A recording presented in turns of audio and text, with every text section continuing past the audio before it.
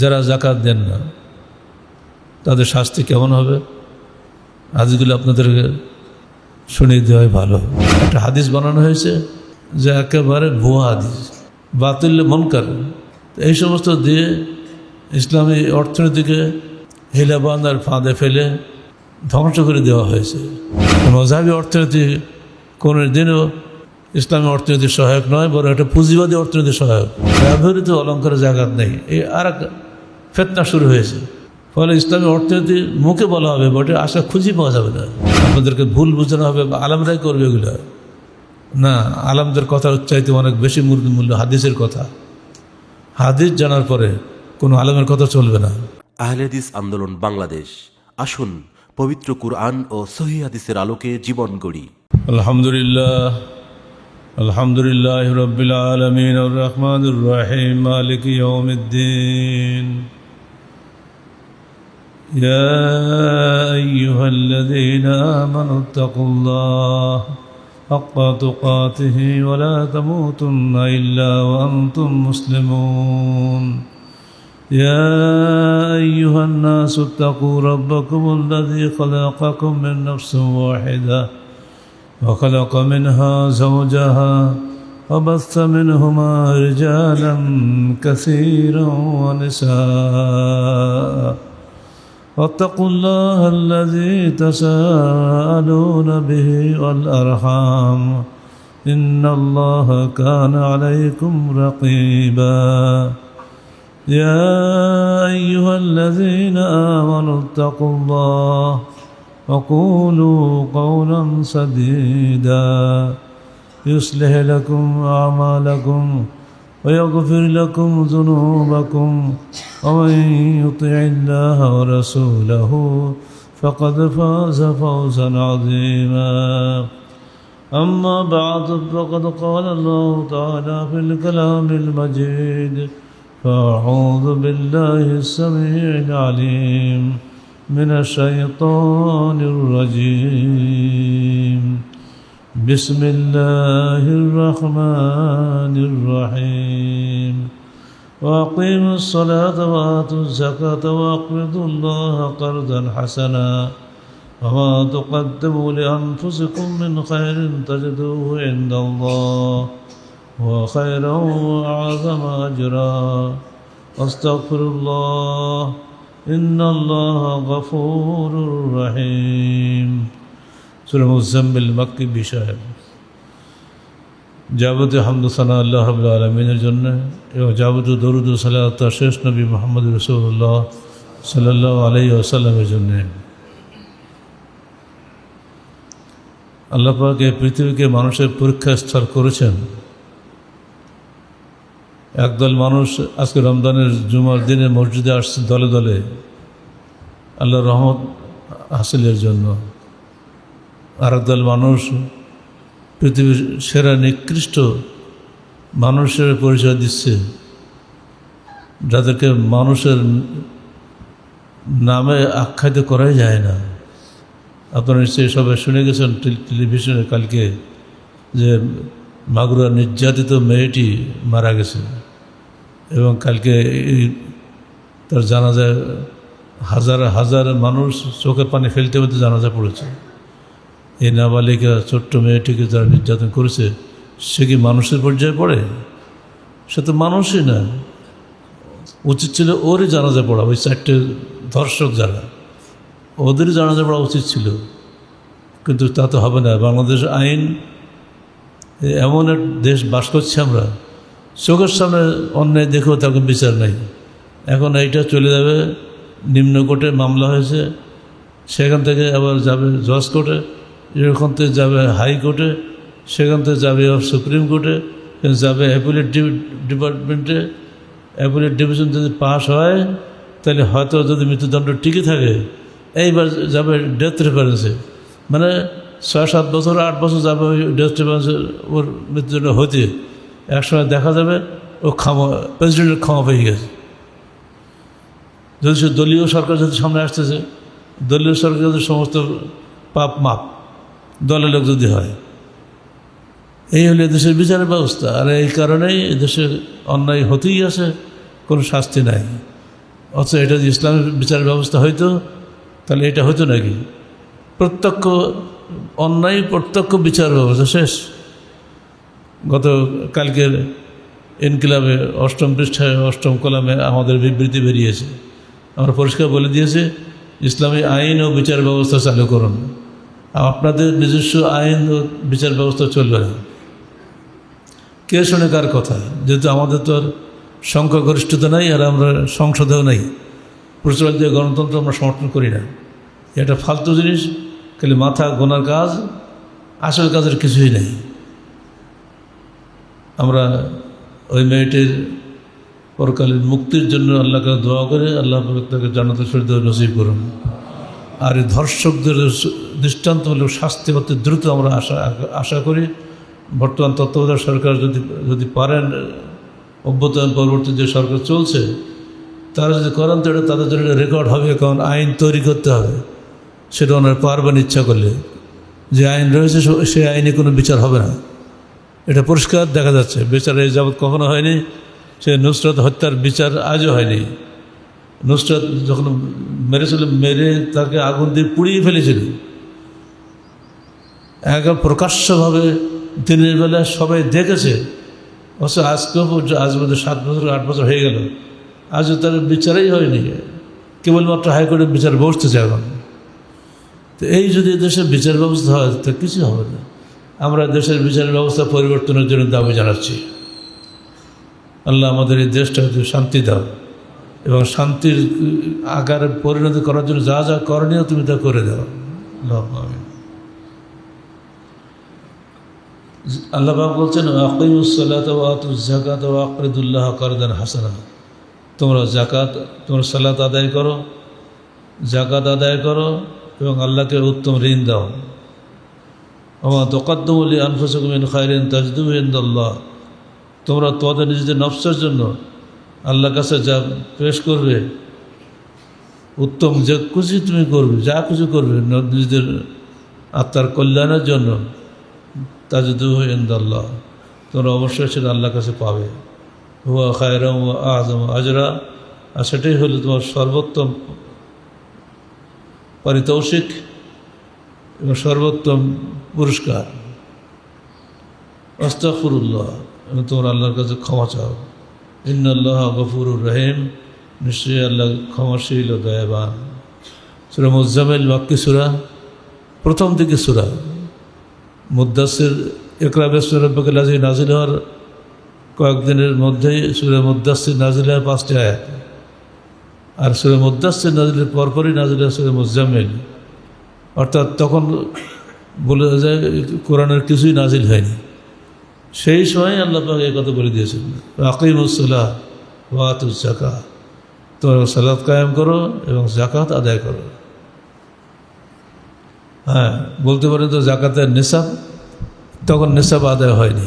নিসাব, এই যে আমরা 2.5 টাকা যে যাকাত দিই, এটা এই নিসাবটা নির্ধারিত হয়েছে মদিনায় যাওয়ার পরে।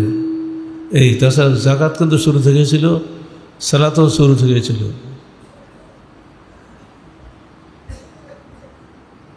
কোরআনের 32টি স্থানে সালাত ও যাকাত একসঙ্গে বলা হয়েছে। যিনি সালাত আদায় করবেন তাকে অবশ্যই যাকাত দিতে হবে। যাকাত ফাঁকি দিয়ে কেউ বড় হতে পারবেন না। এখন আপনি কত দেবেন, নেশাবটা শোনেন। সঞ্চিত ধন 1 বছর পূর্ণ হলে 40 ভাগের 1 ভাগ অর্থ যাকাত দিবেন। আবু দাউদ 1574 নম্বর হাদিস, মিশকাত 1799 নম্বর হাদিস। অর্থাৎ শতকরা 2.5 টাকা হারে যাকাত দিবেন। ফসলের যাকাত, আমরা ওষুধ দেই না, অধিকাংশ এলাকাতেই ওষুধ হয় না। ইরি হচ্ছে, গরু হচ্ছে, সবই হচ্ছে, কিন্তু তারা যে ওষুধ দেয় এরকম জানা যায় না। অথচ 5 ওয়াসাক খাদ্যশস্য হলে সেখান থেকে 1 ওয়াসাক আপনাকে, অর্থাৎ 10 ভাগের 1 ভাগ যাকে ওষুধ দিতে হবে। যদি এটা বর্ষায় হয় বা নদীর চেঁচা পানিতে হয় তাহলে ওষুধ, নইলে খরচ খুব যদি বেশি হয়ে যায় তাহলে নিসফ ওশর অর্থাৎ 20 ভাগের 1 ভাগ দিতে হবে। ওষুধটা ঠিক মতো দিবেন যেন ভুল না হয়। এমনি আমরা মালের জাকাত দিই সাধারণত রমজান মাসে, ওষুধে কিন্তু রমজান মাস নাই, যখন ফসল হবে তখন দিবেন। কিন্তু এখানে একটা ফতোয়া দিয়ে একটা হিলা বাহানা করা হয়েছে যাতে ওষুধ না দিতে হয়। বলা হয়েছে যে জমিতে খাজনা আছে সে জমিতে ওষুধ নাই। এই যে কত একটা বাজে কথা। খাজনা হলো ভূমি কর, তাতে সামান্য কিছু দিতে হয়। আর ওষুধ হলো ফসলের জাকাত, ফসল হলে দিবেন নইলে দিবেন না, দুটো কখনো এক নয়। এই করে মুসলমানদের জীবন থেকে ওষুধকে সরিয়ে দেওয়া হয়েছে। এটা একটা হিলা বাহানা। এই হিলা বাহানা প্রায় সব জায়গাতেই আছে। পুঁজিবাদী অর্থনীতি প্রচলিত যে মজহাবি অর্থনীতি চলছে বাংলাদেশে, এই মজহাবি অর্থনীতি পুরা পুঁজিবাদী অর্থনীতির সহায়ক। 5-6 জায়গায় এই সমস্ত কারবার করা হচ্ছে। মূলত ওষুধের ক্ষেত্রে যেটা হচ্ছে সেটা এই যে ওষুধ দেওয়া লাগবে না যদি জমিতে আমরা খাজনা দেই, এটা সম্পূর্ণ বাজে কথা। উমর বিন আব্দুল আজিজ 5ম খলিফায়ে রাশেদ, তার এ বিষয়ে জিজ্ঞেস করা হলো, তুমি কেন ওষুধ দেবে না? ওষুধ তো ভূমিকর নয়, ওষুধ তো হচ্ছে তোমার আল্লাহ যদি তোমার জমিনে ফসল দেন তাহলে তুমি দিবি, এই বিষয়টা তো আলাদা। আর এমনি ট্যাক্স তো ভূমিকর, বছর হয়তো 5 টাকা 10 টাকা করে কর হলো নাকি, তো ওইটা দিয়ে তুমি পুরো ওষুধ ফাঁকি দেবা? অথচ সেটাই চলছে। একটা হাদিস বানানো হয়েছে যে একেবারে ভুয়া হাদিস, বাতিল মুনকার। এই সমস্ত দিয়ে ইসলামী অর্থনীতিকে হিলাবান্দার ফাঁদে ফেলে ধ্বংস করে দেওয়া হয়েছে। অতএব এদেশে ইসলামী হুকুমত কায়েম হলে যদি মজহাবি অর্থনীতি চলে তাহলে মানুষ এই হুকুমতে মুখ ফিরিয়ে নেবে। মজহাবি অর্থনীতি কোনো দিনও ইসলামী অর্থনীতির সহায়ক নয়, বরং একটা পুঁজিবাদী অর্থনীতির সহায়ক।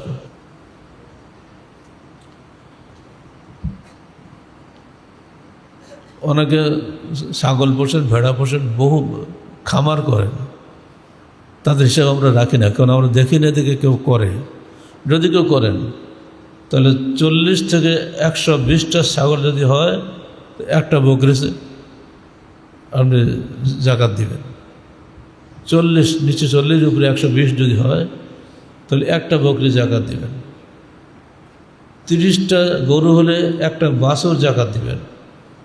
40টা গরু হলে একটা মুসন্ন, মানে তখন দাঁতওয়ালা কোরবানির যোগ্য এরকম একটা বড় গরু, ওটাও আসলে বাছুরের মতোই, ওটা জাকাত দিবেন।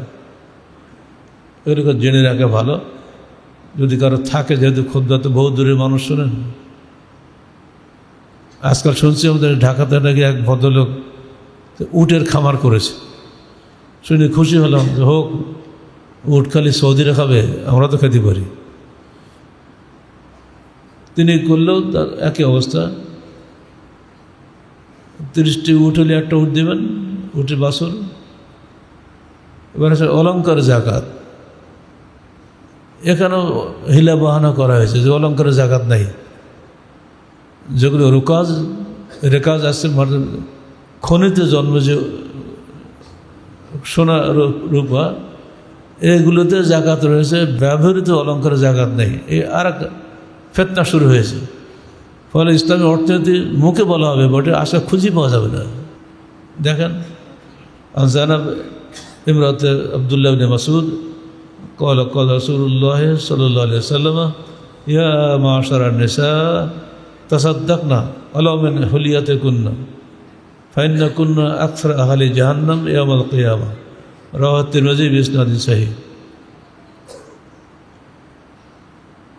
প্রখ্যাত সাহাবী জানাব, তিনি হচ্ছেন আবদুল্লাহ ইবনে মাসউদের স্ত্রী, তিনি হাদিসটার রাবি, বলছেন একদিন আল্লাহ রাসূল আমাদের ভাষণ দিলেন, ইয়া মাশারান নিসা, হে মহিলা সমাজ, তাসাদ্দাক না আলামান হলিয়াতে কন্যা, তোমরা সাদাকা দাও যদিও তোমাদের গহনার অংশ হোক। ফাইন্না কুন্না আকসার আহলান জাহান্নাম ইয়াউমাল কিয়ামা, কারণ আমি তোমাদেরকে মেরাজের দিন কিয়ামতের তোমাদেরকে আকসার আহলে জাহান্নাম দেখেছি, অধিকাংশ জাহান্নামী মহিলা। অর্থাৎ তোমরা বেশি বেশি সাদকা দাও, বেশি বেশি গহনা জাকাত দাও। কিছু যদি না থাকে গহনা জাকাত দিতেই হবে, কারণ মহিলারাই গহনা ব্যবহার করে। এমন কোনো মহিলা নেই যার কাছে গহনা নাই, ইল্লা মাশা আল্লাহ। عن عمر بن شعيب عن أبي عن جدي أن امرأتان أتيا رسول الله صلى الله عليه وسلم। আব্দুল্লাহ ইবনে আমর ইবনে আস, আমর ইবনে শুআয়ব তার বাবার মাধ্যমে তার পিতার মাধ্যমে হাদিসটি রওয়ায়াত করেছেন যে এই দুজন মহিলা আল্লাহ রাসূলের কাছে আসলেন। ফি আইদিহিমা সাওয়ারান মিন যাহাব, তাদের দুজনের হাতে ছিল স্বর্ণের বালা। ফাকাল লাহুমা আতুআদ্দিয়ানি যাকাতাহু, তোমরা কি এই দুই স্বর্ণের বালার যাকাত দিয়েছ? কালাত লা, তারা বললেন যে না। ফাকাল লাহুমা রাসূলুল্লাহ সাল্লাল্লাহু আলাইহি ওয়াসাল্লাম আতুহিব্বানা আইসাবরাকুমুল্লাহু বিসাওয়ারানি মিন নার, তোমরা কি এটা পছন্দ করো যে তোমাদের এই দুটি স্বর্ণের বালা আল্লাহ পাক জাহান্নামের আগুন দিয়ে তৈরি করে দিন?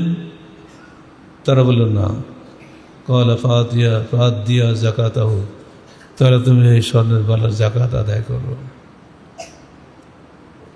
ওয়ান উম্মে সালামা ক্বালাত কুনতু উলবিসু আওযাআন মিন, উনি বললেন উম্মে সালামা হচ্ছে আল্লাহর রাসূলের স্ত্রী, আমি স্বর্ণের বালা পরেছিলাম। ফাকুলতু ইয়া রাসূলুল্লাহ আকানজুন হুয়া, এটা কি কানজ হবে, খনি হবে? ফাকালা মা বালাগা আন তুআদ্দিয়া যাকাতাহু ফালাসা বিকানজিন, তুমি যদি যাকাত আদায় করো তাহলে এটা খনি হবে না। রাওয়াহু আবু দাউদ, মিশকাত 1808 থেকে 1810 হাদিসগুলি পড়বেন, একটানা পাবেন, অনেকগুলি হাদিস আছে এক জায়গায়। এই সমস্ত স্পষ্ট হাদিস থাকতে আমরা গহনা জাকাত দিচ্ছি না। মা বোনরা যারা খুতবা শুনছেন দয়া করে খেয়াল করবেন, আপনাদেরকে ভুল বোঝানো হবে আলেমরাই করবে এগুলো না। আলেমদের কথার চাইতে অনেক বেশি মূল্য হাদিসের কথা। হাদিস জানার পরে কোনো আলেমের কথা চলবে না।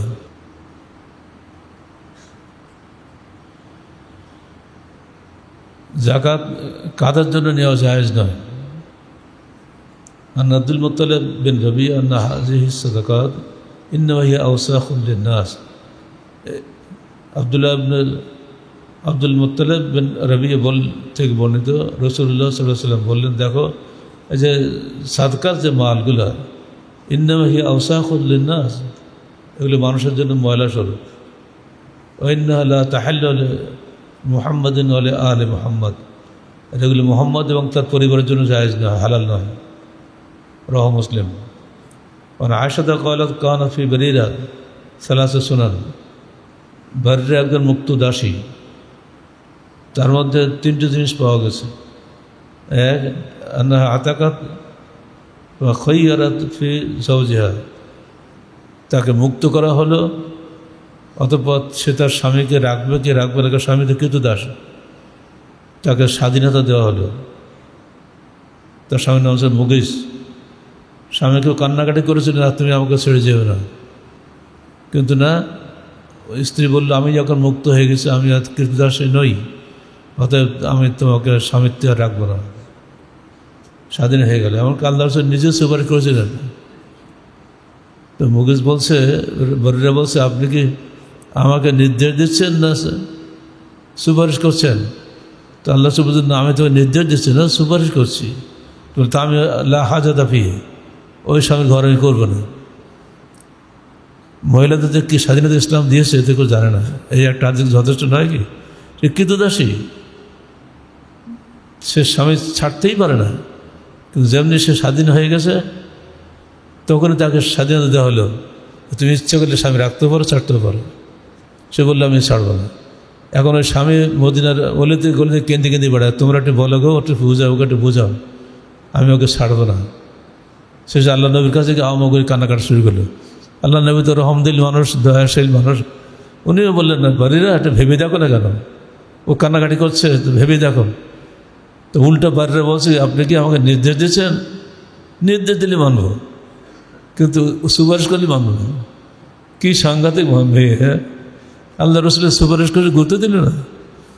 এটাতে বোঝা যায় ইসলাম নারীদেরকে কতটুকু স্বাধীনতা দিয়েছে। তারপরে একদিন আল্লাহ রসুল বার্রের বাড়িতে গেলেন, আর বুরমতো তফুর লাহামে, তখন বার্রে তখন গোস্ত রান্না করছিল, গোস্তের গন্ধ পাওয়া যাচ্ছে, কিন্তু বার্রেরা তখন গোস্ত বাদ দিয়ে খুব যেন আদামন রুটি আর সবজি দিল আল্লাহ নবীকে মেহমানদার হিসেবে। তখন আল্লাহ নবী বলেন, এই এ তো গোশ কই, এ তো খালি সবজি দেখছি। তখন বাড়িরা বলছে, কত ঠটকাটা মহিলা, তাহলে আপনি তো সাদাকা খাবেন না, আমার যে গোস্ত রান্না হচ্ছে এটা সাদাকার গোশ, এই জন্য আপনাকে সাদাকার গোশ দেয়নি। তখন আল্লাহ নবী বললেন, লাকে সাদাকা দেন অল্লি হাদিয়া, তুন তোমার জন্য ওটা সাদাকা, কিন্তু আমার জন্য ওটা হাদিয়া, তুমি খাও, কিন্তু তুমি আমাকে দিলে ওটা হাদিয়া হয়ে যাবে। এই যে জিনিসগুলো শেখা গেল, এই বাড়ির এই প্রশ্নোত্তরের মাধ্যমে অনেক কিছু শেখা গেল। এই জন্য আব্দুল্লাহ বিন আব্দুল বাত্তার রবাই বলছেন, বাড়ির এই আচরণের মধ্যে আমরা অনেক 2-3টা হাদিস পেয়ে গেলাম। এরকম ছেলেদের মধ্যেও আছে, মেয়েদের মধ্যেও আছে। অনেক সময় আলেমরা বিপদে পড়ে যায়, এমনভাবে প্রশ্ন করে উত্তর দিয়েই সমস্যা হয়ে যায়, কিন্তু এই প্রশ্ন করার মধ্যেই অনেক কিছু জানা যায়। আর ওয়াদুল্লাহ বিন আদি ক্বালা লা হাজ্জা ফিহা লিগানিয়্যিন ওয়ালা লিকাবিয়্যিন মুকতাসিব। ওয়াদুল্লাহ বিন আদি থেকে বর্ণিত হাদিসে রাসূল সাল্লাল্লাহু আলাইহি ওয়াসাল্লাম বলছেন, যাকাতে কোনো অংশ নেই কোন ধনীদের জন্য, ওয়ালা লিকাবিয়্যিন মুকতাসিব, যারা উপার্জনক্ষম শক্তিশালী মানুষ তাদের জন্য জাকাত নেওয়া জায়েজ নয়। ইসনাদু কবি। মাঝে মধ্যে আমরা এখানে দেখে আসে কিছু দিব্য একেবারে তাজা মানুষ, টাকা দিতেই হয়, এটা রেওয়াজ হয়ে গেছে। কিন্তু মনে রাখবেন হাদিসটা, আপনি উপার্জন করতে পারেন, আপনার শক্তি আছে, আপনি হাত পাতবেন না, কারণ আলিয়াদুল উলিয়া খায়রুম মিন রিয়াদিস সুফলা, উপরের হাত নিচের হাতের চাইতে উত্তম। এই হাদিসটা সবসময় মনে রাখবেন। যারা চায় বিনা প্রয়োজনে শক্তি থাকা সত্ত্বেও কিয়ামতের মাঠে তাদের গালে গোশত থাকবে না, ও চাইতে চাইতে উঠতে হবে, মানে ওকে জাহান্নামে যেতে হবে। অতএব বিষয়টা সাবধান থাকবেন। যারা যাকাত দেন না তাদের শাস্তি কেমন হবে, আজগুলো আপনাদেরকে শুনিয়ে দেওয়াই ভালো। কবরে 2 ধরনের ফেরেশতা আসবে। যারা সাদকা দিয়েছেন, যাকাত দেন নাই, সাদকাও দেন না, যাকাতও দেন না, কালো কিম্বুত কিমাকার চেহারা হয়ে একজন লোক আসবে। তুমি কে? আমি তোমার মাল, যেগুলো সঞ্চিত করে রেখেছিলে, আমি সেই। মানুষকে দেওয়া নেই, নিজেও খাওয়া নেই, খালি রেখে দিয়েছে। আমি আজকে তোমার সামনে এসেছি, আনা কাঞ্জকা আনা মালকা, আমি তোমার ধন, সঞ্চিত ধন, আমি তোমার মাল। ঠিক তার বিপরীতে নেককার মানুষের কাছে আসবে এমন ফেরেশতা, যার চেহারা এত সুন্দর, দেখে আমরা কবরে তাকে জিজ্ঞেস করবো, আপনি কে? বলে, আমি তোমার সঞ্চিত ধন, যা তুমি নিজে একাই খাওয়া নেই, তোমার হক আদায় করেছিলে, মানুষকে দিয়েছিলে এবং আল্লাহর শুকরিয়া আদায় করেছিলে, আমি সেই মাল। আল্লাহ যেন আমাদেরকে ওই ফেরেশতা আগমনের তৌফিক দান করেন। আমরা যাকাত ঠিক মতো দিব, ওসর ঠিক মতো দিব, সাদাকা ঠিকমতো আদায় করব।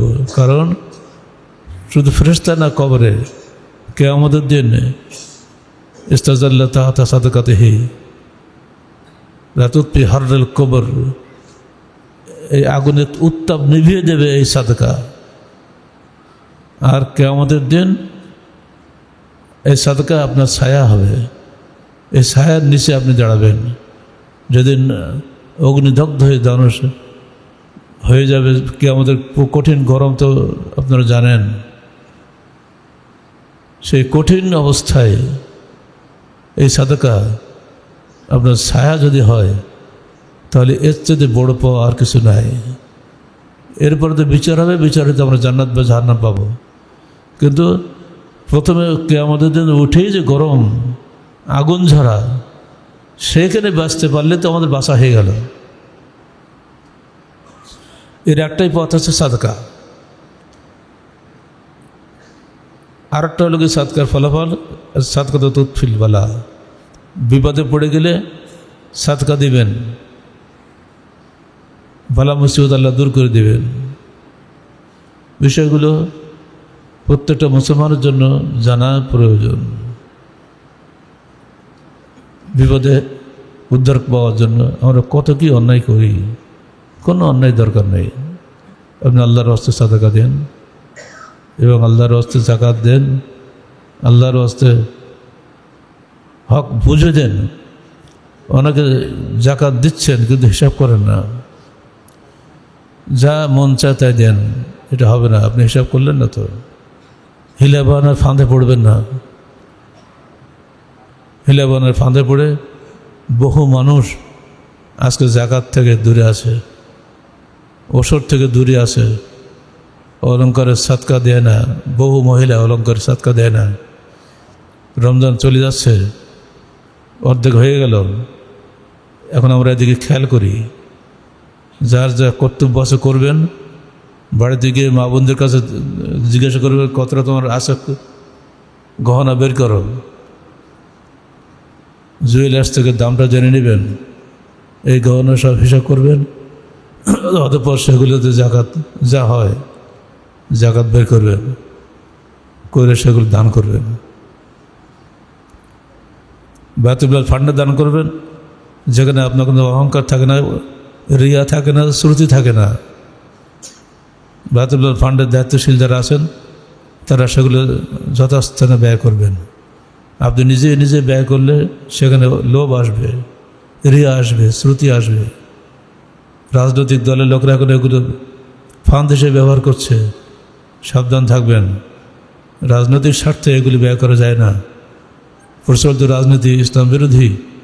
এখানে আল্লাহর সার্বভৌমত্ব নাই, মানুষের সার্বভৌমত্ব আছে। সম্পূর্ণ শিরকির গণতন্ত্র চলছে বাংলাদেশে। এই শিরকি তন্ত্রের ফাঁদে পড়ে যেন আবার আমাদের জাকাতগুলো নষ্ট না করে দেয়, খেয়াল রাখবেন। আল্লাহ পাক আমাদেরকে সত্যিকার অর্থে জাকাত সঠিকভাবে আদায় করার তৌফিক দান করুন এবং আমরা ওসর যেন ঠিকমতো আদায় করি। আমাদের মা বোনদের অলঙ্কারের জাকাত যেন আমরা হিসাব করে সঠিকভাবে আদায় করি। আমিন। আকুলু কওলি হাযা আস্তাগফিরুল্লাহ লি ওয়া লাকুম ওয়া লিসাইরিল মুসলিমিন। আলহামদুলিল্লাহ নাহমাদুহু ওয়া নাস্তাঈনুহু ওয়া নাস্তাগফিরুহু ওয়া নু'মিনু বিহি ওয়া নাতাওয়াক্কালু আলাইহি ওয়া নাউযু বিল্লাহি মিন শুরুরি আনফুসিনা ওয়া মিন সাইয়্যাতি আ'মালিনা।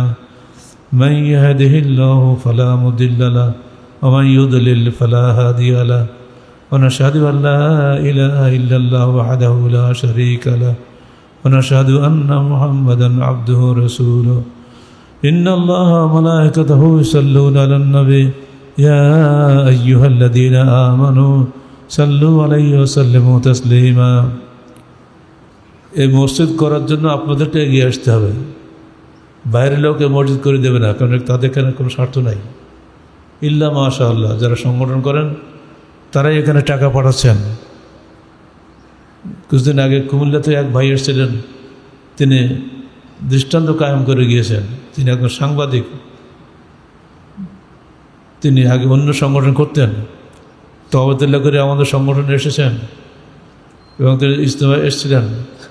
তিনি যেসব কথা বলে গেলেন সে আসলে মনে দাগ কাটার মতো। তিনি এলেন মসজিদ দেখতে, দেখে একই অবস্থা, এভাবে পড়ে থাকবে মসজিদ, আমরা কি জন্য আসি? সঙ্গে সঙ্গে কিছু টাকা তিনি দিয়ে গেলেন। এমনি করে অনেক ভাই আসেন, তাদের অন্তর কাঁদে কেন্দ্রীয় মসজিদের জন্য, যে কেন্দ্র যদি না বাসে শাখা বেশি লাভ কি? বিষয়টা আপনারা খেয়াল করবেন। আপনারা সৌভাগ্যবান যে আপনারা এই মসজিদ সালাত আদায় করেন, অন্যরা তো তা করে না। মসজিদ যাতে আরেকতলা হয়ে যায়, অন্তত রমজানের মাধ্যমে যদি আরেকতলা হয়ে যায়, তাহলে ওটা আমাদের পুরুষদের ফ্লোর হবে, প্রতি ফ্লোরে প্রায় 1 কোটি টাকা লাগে। বিষয়টা আপনারা খেয়াল রাখবেন। ইন্নাল্লাহা ওয়া মালাইকাতুহু ইউসাল্লুনা আলান নবী ইয়া আইয়ুহাল্লাযীনা আমানু সাল্লু আলাইহি ওয়া সাল্লিমু তাসলিমা আল্লাহুম্মা সাল্লি আলা মুহাম্মাদ ওয়া আলা আলি মুহাম্মাদ কামা সাল্লাইতা আলা ইব্রাহিম ওয়া আলা আলি ইব্রাহিম ইন্নাকা হামিদুম মাজিদ আল্লাহুম্মা বারিক আলা মুহাম্মাদ ওয়া আলা আলি মুহাম্মাদ কামা বারাকতা আলা ইব্রাহিম ওয়া আলা আলি ইব্রাহিম ইন্নাকা হামিদুম মাজিদ আল্লাহুম্মা আনসুর মান নাসরা দীন মুহাম্মদ সাল্লাল্লাহু আলাইহি ওয়া সাল্লাম মিনহুম وخذل من خذل دين محمد صلى الله عليه وسلم ولا تجعلنا منهم عباد الله رحمكم الله إن الله يأمركم بالعدل والإحسان وإيتاء ذي القربى وينهى عن الفحشاء والمنكر والبغي يعظكم لعلكم تذكرون واذكروا الله يذكركم وادعوه يستجب لكم ولذكر الله تعالى وعلى وعز وجل وأتم وأهم أكبر